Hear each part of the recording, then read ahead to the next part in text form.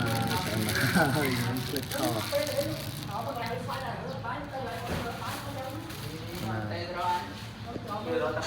បបថ្នោត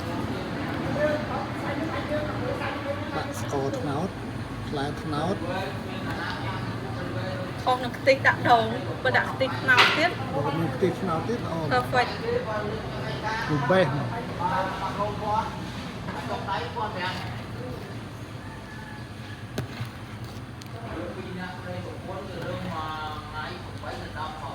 អូជាតិមកនេះ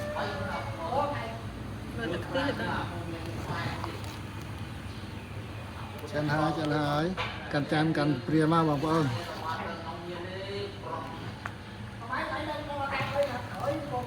កាន់ចានកាន់ព្រាមកចាន់ហើយវ៉ាវ មានទាំងផ្លែអាយទៀតនេះ ផ្លែអាយទៀត